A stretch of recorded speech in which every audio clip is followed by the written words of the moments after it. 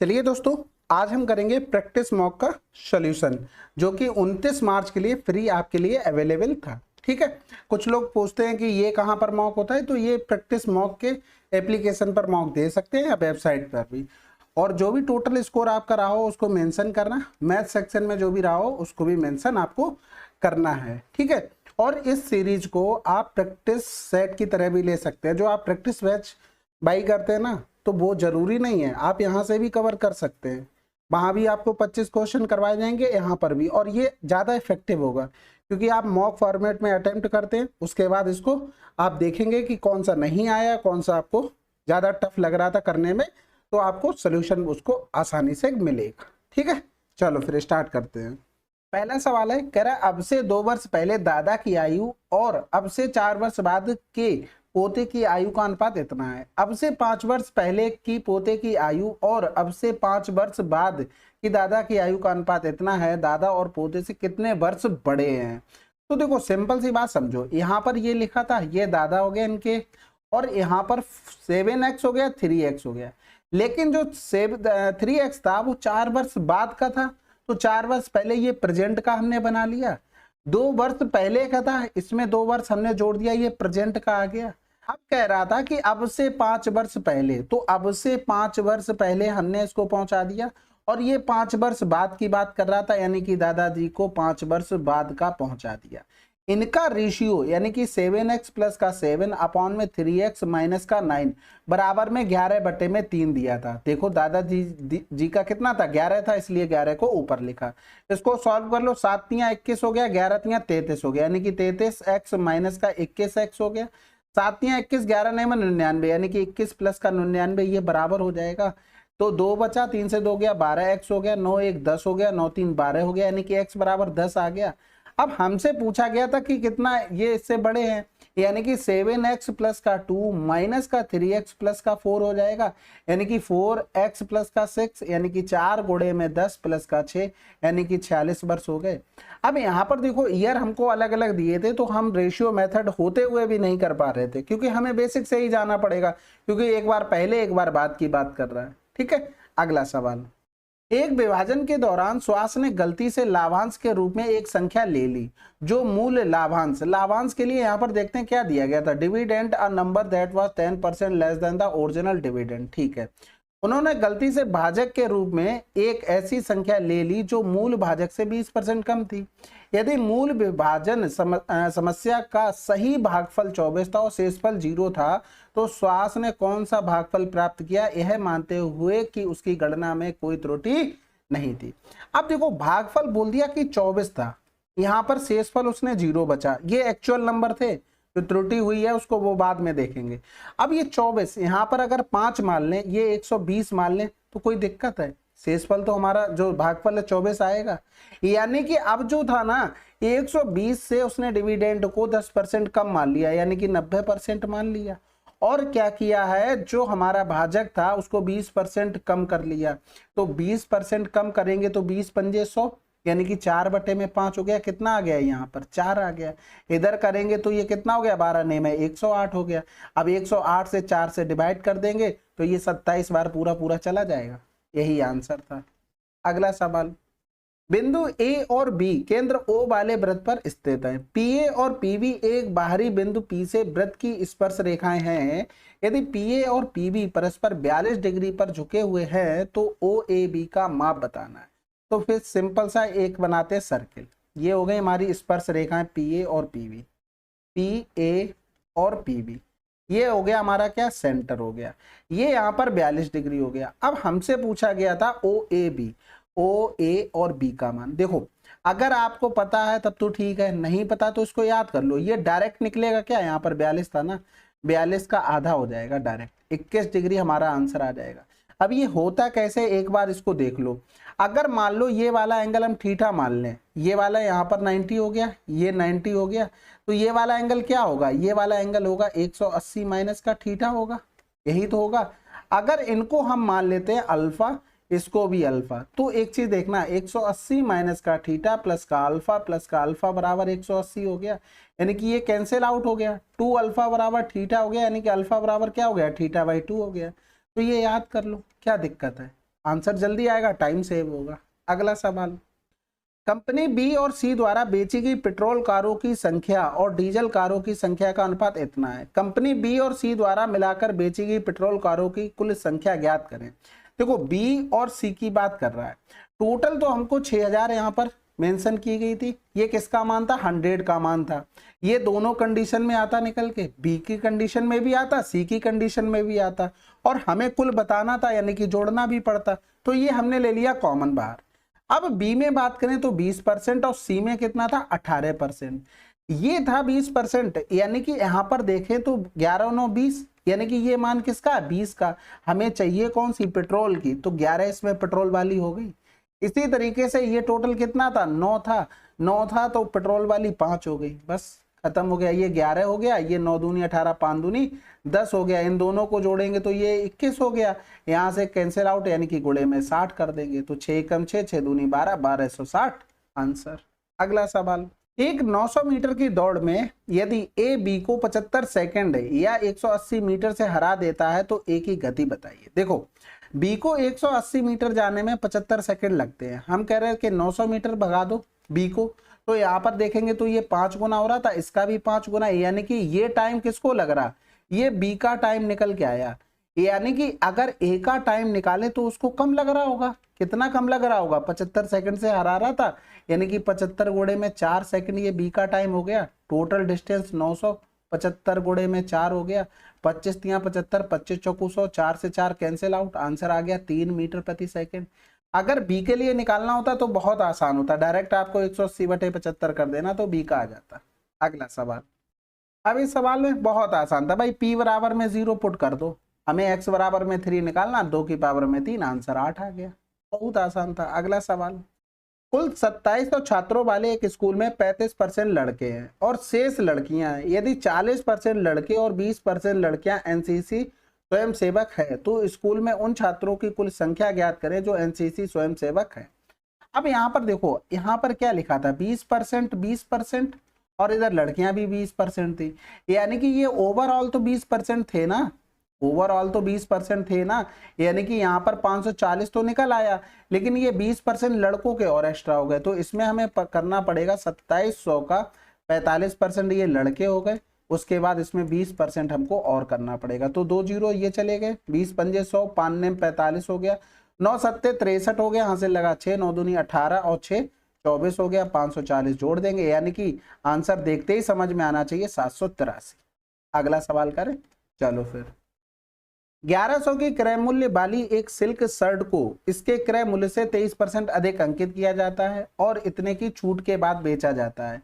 रुपए 900 के क्रय मूल्य वाली एक कॉटन शर्ट को इतने % लाभ पर बेचा जाता है। सिल्क शर्ट और कॉटन शर्ट का क्रय मूल्य विक्रय मूल्य अनुपात बताइए। देखो इसका मतलब हो गया 50/300, कैंसिल आउट, 5 छक्का 30, यानी कि 6 की चीज एक एक्स्ट्रा में बेची जा रही, यानी कि कितने में बेची जा रही? 7/6 में। तो 1100 की चीज तो पहले 123% कर देंगे, इसमें 93 की छूट दे दी भैया, ये 1 बन गया हमारा सेलिंग प्राइस। दूसरे में 900 की चीज बेची गई है 7/6 में, ये दूसरा बन गया। अब कैलकुलेशन करनी है, यहाँ पर करेंगे तो 3 3 2 5 2 1 3 1 हो गया, माइनस का 93, यानी कि 0 15 से 9 गया तो 6 बच गया, 1260 आ गया। इधर करेंगे तो ये 15 छक्का 90 गुणे में 7, तो 0 से 0 चला गया, इधर करेंगे 7 एकम 7 और 7 अट्ठे 56, 15 हो गया, यानी कि 3 छक 18, 3 पंजे 15 आंसर। अगला सवाल, यदि 9 वर्ष के लिए साधारण ब्याज मूलधन के 45% के बराबर हो तो प्रति वर्ष ब्याज की दर। बहुत आसान है, 9 पन्ना 45। ऑप्शन अगर भी देखो, जीरो को महत्व तो तभी दिया करो जब ऑप्शन आपको बहुत अच्छे से दिए हो, जैसे 0.5 दिया हो, 5 दिया हो, फिर 0.05 दिया हो, तब जीरो को महत्व देना है, वरना डायरेक्ट करना है। भाई 100 का 45% के बराबर है, इंटू में 9 गुणे में r बटे में 100 हो जाएगा। अब यहाँ पर कुछ भी काटते रहो, आंसर 9 पन्ना 45 डायरेक्ट सोचना था। अगला सवाल, समीकरण इतने इतने द्वारा निरूपित रेखाएं एक दूसरे को P A, B पर प्रतिच्छेद करती हैं, 4A - B का मान ज्ञात कीजिए। इसका मतलब है हमें x और y के मान निकालने हैं, जो x और y के मान होंगे वही हमारे A, B के मान होंगे, क्योंकि वही प्रतिच्छेद पॉइंट होगा, यानी कि 3x प्लस का 2y बराबर में 14 हो गया। इधर करेंगे तो 2y माइनस का 3x बराबर में माइनस का 34 हो गया। तो इनको जोड़ेंगे, ये कैंसिल आउट हो गया, ये 4y हो गया, इधर करेंगे तो 0 3 से 1 गया 2 हो गया, ये भी किसका माइनस का, तो y बराबर में माइनस का 5 आ गया यहाँ से। अब यहाँ पर रख देंगे कहीं पर 3x प्लस का 5 दूनी 10, वो भी माइनस का 10 बराबर में 14 हो गया, यानी कि 3x बराबर में 24, यानी कि x बराबर में 8 आ गया। मान पुट कर देते हैं, यानी कि a बराबर में 8 हो गया, b बराबर में माइनस का 5, तो वो वैल्यू पुट करते हैं 4 गुणे में 8 माइनस का 5, ये प्लस हो जाएगा क्योंकि यहाँ माइनस था, 8 चौक 32 और 5 37। अगला सवाल, दो संख्याओं का औसत 69 है, यदि छोटी संख्या में 6 जोड़ दिया जाए तो छोटी संख्या और बड़ी संख्या का अनुपात इतना हो जाता है, तो वास्तविक रूप से दोनों संख्याओं के बीच का अंतर ज्ञात कीजिए। अब देखो छोटी संख्या में 6 जोड़ा गया, यानी कि अगर हम देखें एवरेज बनाना हो तो दोनों संख्याओं को क्या 3 3 मिला होगा, यानी कि जो नया एवरेज है दोनों का तो 69 और 3 कितना 72 हो जाएगा दोनों संख्याओं का एवरेज। लेकिन हमारे हिसाब से 3 1 4 हो गया, 4 बटे में 2, यानी कि हमारे हिसाब से एवरेज 2 आया।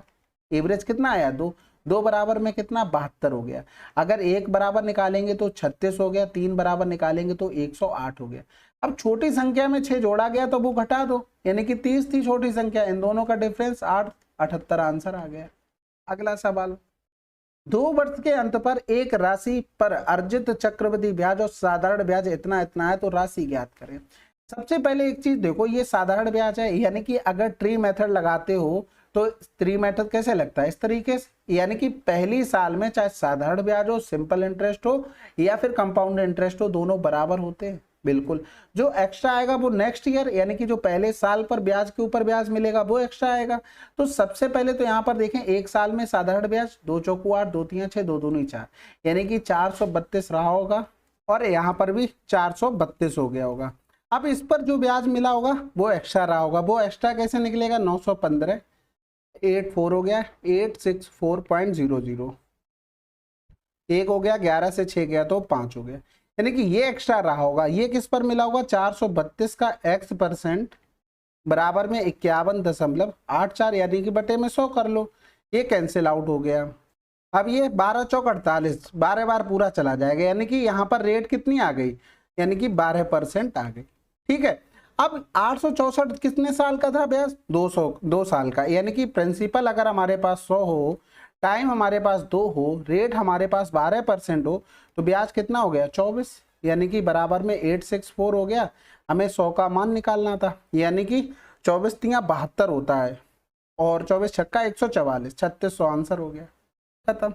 अगला सवाल, एक लंबवृत्तीय बेलन के आधार का क्षेत्रफल इतना है, इसके वक्र पृष्ठ का क्षेत्रफल इतना है, इसकी ऊंचाई ज्ञात कीजिए। तो सबसे पहले आधार क्या होता है बेलन का, सर्किल, यानी कि पाई आर स्क्वायर, यानी कि 22 बटे में 7 आर स्क्वायर बराबर में 346.5 हो गया, यानी कि 11 दूनी 22 हो गया, 11 तिया 33, 1 बचा, 11 कम 11, 11 पन्ना 55 हो गया, यानी कि इधर यहाँ पर कर लो नीचे में 10, तो 5 दूनी 10 हो गया, 5 छक्का 30, 5 तिया 15, यानी कि आर स्क्वायर बराबर में 7 इंटू में 7 इंटू में 3 इंटू में 3 अपॉन में 2 इंटू में 2 हो गया, यानी कि आर बराबर 21 बटे में 2 आ गया हमारे पास।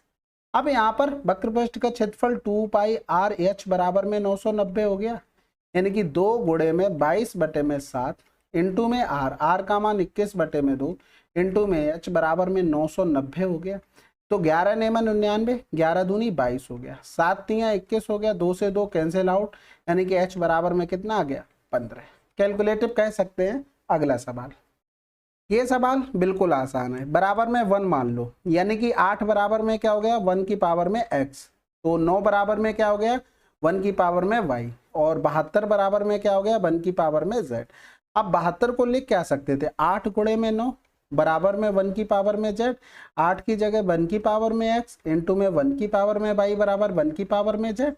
अब बेस सेम हो तो पावर क्या होती है ऐड हो जाती है, यानी कि x प्लस का y हो जाएगा बराबर में z हो जाएगा, आंसर आ गया। अगला सवाल, एक वर्ग का क्षेत्रफल ज्ञात करें जिसके शीर्ष 5 सेंटीमीटर त्रिज्या वाले एक वृत्त पर स्थित है। देखो अब यहाँ पर सिंपल सा ये सर्किल है, ये हमारा पास वर्ग हो गया, इसकी व्यास क्या होगा व्यास होगा 10, किसका सर्किल का, और जो व्यास होगा वो किसके बराबर होगा √2a के बराबर है, यानी कि ये 10 हो गया। यानी कि विकर्ण होता तो हमें एक चीज पता है, अगर हमें डायगोनल पता हो और स्क्वायर का वर्ग निकालना हो तो डायगोनल का स्क्वायर बटे में 2 यानी कि 10 का स्क्वायर बटे में 2 यानी कि आंसर क्या आ गया 50। अगला सवाल, त्रिभुज एबीसी में डी भुजा बीसी पर एक बिंदु इस प्रकार है कि बीएडी इतना है, बीएसी 80 है, एडीबी 56 है, तो एसीबी को ज्ञात करें। यहाँ पर इसको मान लेते हैं हम ये 2x है, यानी कि एंगल बी ए डी कितना हो जाएगा तो फिर x हो जाएगा। तो यहाँ पर अब ट्रायंगल बनाते हैं, ये हो गया a, ये हो गया b, ये c हो गया। BC पर एक बिंदु D है और BAC यानी कि ये पूरा दिया गया था 80, ADB यानी कि ADB ये पूरा हो गया हमारे पास 56, हमसे ACB यानी कि ये मान हमसे पूछा गया था और पता क्या क्या था, ADC हमने मान लिया ये 2x हो गया, ये वाला एंगल हमको BAD यानी कि x पता था। अब एक चीज बताओ, 56 प्लस का 2x बराबर 180 हो गया, यानी कि x बराबर जब निकालेंगे तो 90 और 28 दूनी 56 होता है, माइनस का 26 हो जाएगा, सॉरी 28, तो 90 से 20 गया तो 70, 70 से 8 और कम कर देंगे तो ये हो जाएगा हमारे पास 62। इसका मतलब ये वाला एंगल कितना होगा, ये वाला होगा 80 माइनस का 62 यानी कि 80 से 60 गया 20, 20 से 2 कम करेंगे 18। अब जो कुछ बचा है वो बहुत आसान बचा है, क्योंकि आपको पता है ये 56 है ना, वो एक्सटीरियर एंगल का काम करेगा। 18 प्लस का थीटा हो गया, यानी कि थीटा बराबर में 16 से 8 गया तो 8, 4 से 1 गया 3, 38 आंसर। अगला सवाल, स्कूल बी और सी में लड़कों की औसत संख्या कितनी है। सबसे पहले टोटल नंबर ऑफ स्टूडेंट दिए गए थे, number of boys as percentage of total number of student, यानी कि 320 का 50% था, ठीक है, और 280 का 75% था। 75% का मतलब हो गया 25 तियां 75, 25 चौकू 100, 4 सत्ते 28, 7 तियां 21, 210, ये हो गया 16 यानी कि 160। दोनों को जोड़ देंगे 0 हो गया, 6 1 7 हो गया, 2 1 3 हो गया, बटे में 2 कर देंगे यानी कि 185। सिंपल था। अगला सवाल, एक नाव जो 2 मीटर प्रति सेकंड की गति से चल रही है बिंदु x पर, जैसे कि बिंदु x से एक लाइट हाउस के शीर्ष का उन्नयन कोण 30 डिग्री है। देखो वो बिंदु x पर थी, एक कोई लाइट हाउस था, उसका उन्नयन कोण हमको दिया गया था शीर्ष का, कितना दिया गया था भैया, ये दिया गया था 30 डिग्री।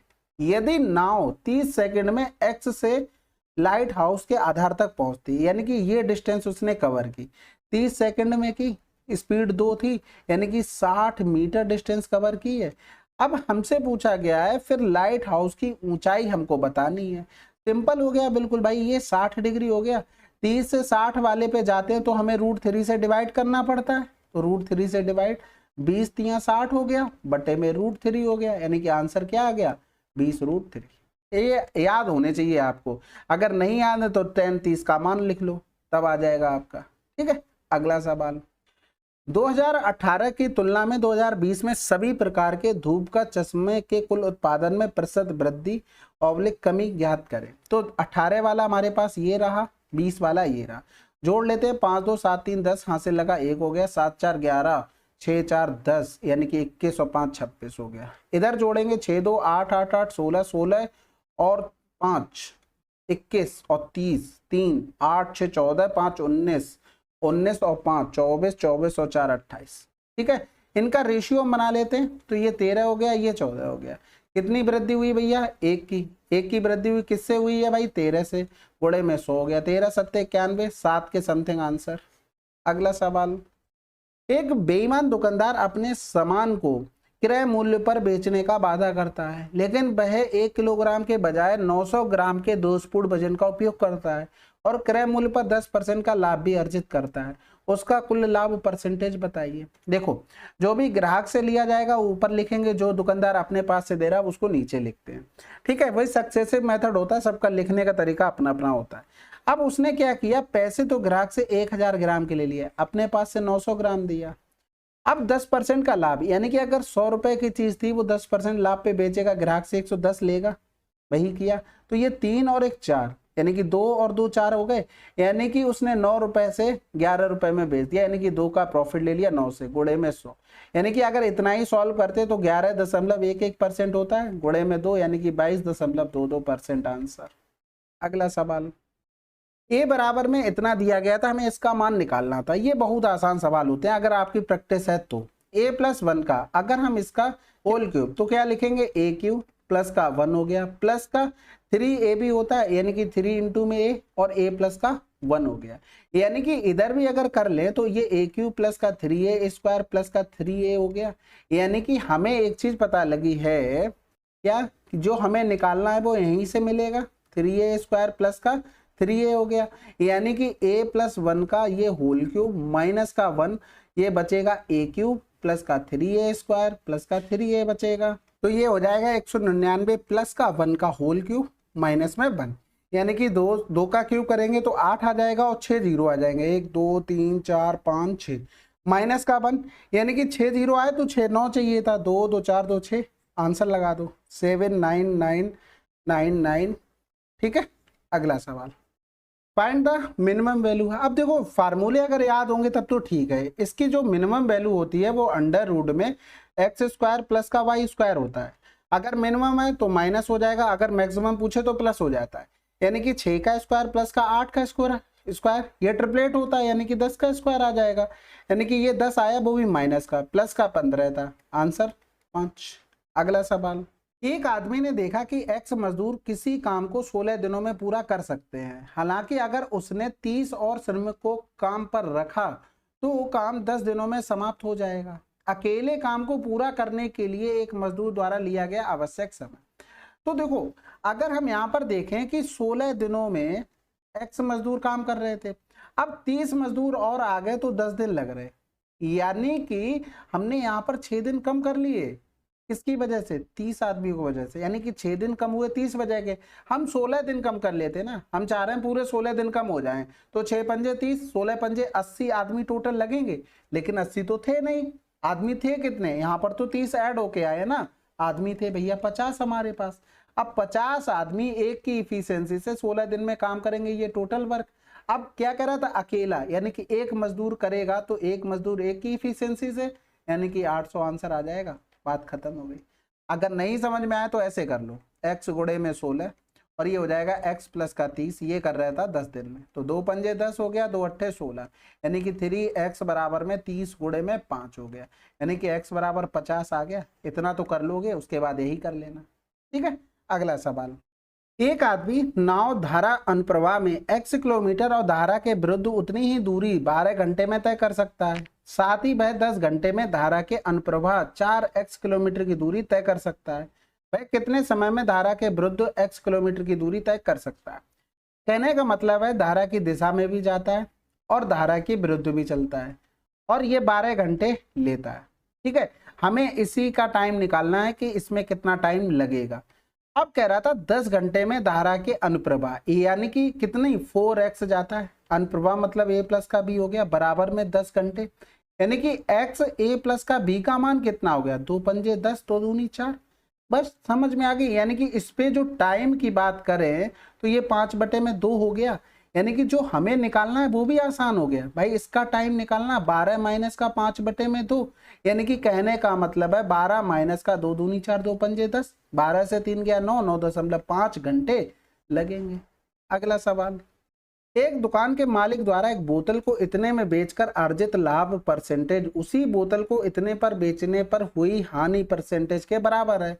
यदि दुकानदार 24% का लाभ अर्जित करना चाहता है तो बोतल का विक्रय मूल्य ज्ञात करें। कहने का मतलब है पहले तो ये समझो कि इन दोनों का सम का आधा ये क्या होगा, ये डायरेक्ट कॉस्ट प्राइस आता है, और इसी का हमें 124% निकालना है। समझ में आ गई? नहीं आई तो ऐसे समझो 1125 बेच रहे हैं तो प्रॉफिट हो रहा है, यानी कि कॉस्ट प्राइस ये हो गया हमारे पास, यहाँ पर सीपी लिख लो। बराबर में अगर हानि हो रही है तो हमारा कॉस्ट प्राइस ज्यादा होगा, माइनस का ये हो गया, यानी कि 1125 प्लस का 975 बटे में 2 बराबर सीपी लिख सकते हैं। तो ये चीज डायरेक्ट याद रखो ना, जब भी लाभ और हानि बराबर हो दोनों को जोड़कर 2 का भाग कर दो, डायरेक्ट कॉस्ट प्राइस आता है।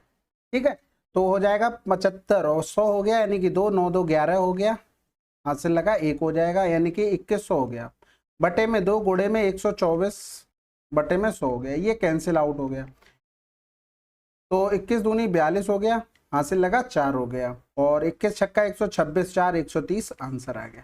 ठीक है, अब देखो हो सकता है थोड़ा फास्ट लगे आपको, लेकिन एक चीज समझो, आप रिवीजन कर रहे हो, मॉक दे रहे हो, तो इसका मतलब ये है कि आपका बेसिक सब क्लियर है। तो इसलिए आपको इसी तरीके से चीजें करनी भी चाहिए। अब ये 25 क्वेश्चन थे आपके, तो हो सकता है आपको स्पीड लगाओ, लेकिन ये भी नहीं कह सकते कि ये आसान था। कैलकुलेटिव पेपर था, बहुत अच्छा खासा। अगर 35 प्लस समथिंग आपके नंबर हैं तो अच्छा है, अगर आपके 40 प्लस है तो बहुत अच्छा है। इसको बिल्कुल भी आसान नहीं बोल सकते हैं, क्योंकि आपकी पूरी कमांड होनी चाहिए। बेसिक पर भी पूछा गया, अब मैक्सिमम मिनिमम वाला क्वेश्चन था वो बहुत रेयर पूछा जाता है। अगर उसका फार्मूला नहीं याद होगा तब वो नंबर चला जाएगा। कैलकुलेशन आप छोटी छोटी मिस्टेक किए होंगे, उसमें नंबर कट जाएंगे। सारी एकदम अच्छे से रखो, ये ना सोचो कि क्या करना क्या नहीं करना। 100% अपना देना है। शाम को लेटते समय एक बार अपने आप से पूछो कि हमने अपना 100% दिया है कि नहीं दिया। अगर आंसर आ जाए कि 90% तक किया है तब तो ठीक है, अगर नहीं आता है तो भैया अपने आप को जो पनिशमेंट करना चाहते हो वो कर सकते हैं। ठीक है, चलो फिर मिलते हैं अगले वीडियो में, तब तक के लिए जय हिंद जय भारत।